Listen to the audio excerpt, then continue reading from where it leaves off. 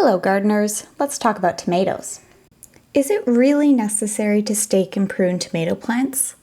To answer this, let's look at how tomatoes grow when they're just left alone. A tomato is a vine.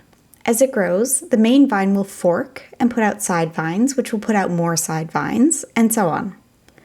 Some tomatoes are genetically programmed to only grow their vines so long, and because the vines will grow upright to an extent, they can end up looking like a bush when they're fully mature. So these are often called bush variety tomatoes. Because bush tomatoes can only grow their vines to a certain determined length, they're also referred to as determinate variety tomatoes. These types of tomatoes also typically set and ripen their fruit all at once. Other tomatoes will continue to grow their vines indefinitely so long as conditions are favorable.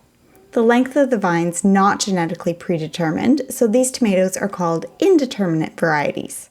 These tomatoes typically set and ripen their fruit progressively from the bottom up. Let's go back to the bush type tomatoes. There are some smaller varieties that have light enough fruit and short and sturdy enough stems that they may not need staking at all. Other larger bush tomatoes may support themselves to a point, but they are in danger of flopping over and breaking when the vines get too long, or there's too much wind, or the fruit gets too heavy. Pruning can help bush tomatoes not get too heavy, but because they'll only grow so much in a season, every time you prune off a branch, you decrease the number of tomatoes that the plant can produce. For that reason, you may only want to prune off branches that are dead or diseased. If the vines are very thick and matted, you may also want to prune away some leaves to increase airflow. Airflow means there won't be pockets of moisture hiding in the plant where rot and disease can set in, and it also keeps the tomato from being a sail in stronger winds. Do you need to prune and stake bush type tomatoes? You might be able to get away without it, but if the plant is getting heavy and big, you probably want to prune it to a healthy looking bush shape, and you probably want to stake it in a bush shape as well. This is where the ubiquitous tomato cage is useful, but some cages are much better quality than others.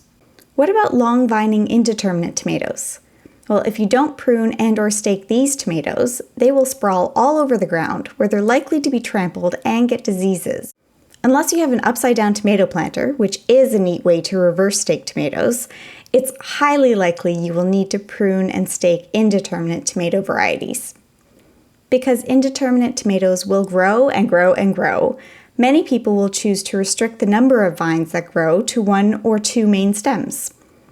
The advantages of this are that it's easier to support fewer vines, there will be good airflow if there are only 1 or 2 main stems, and the plant will put less energy into thousands of leaves and more energy into setting fruit.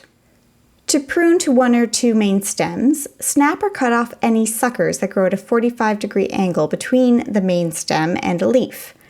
At each growth junction, you'll see a leaf perpendicular to the stem, maybe a flower that will turn into a tomato, which is also perpendicular to the stem, and a new side-shooting vine growing at a 45-degree angle.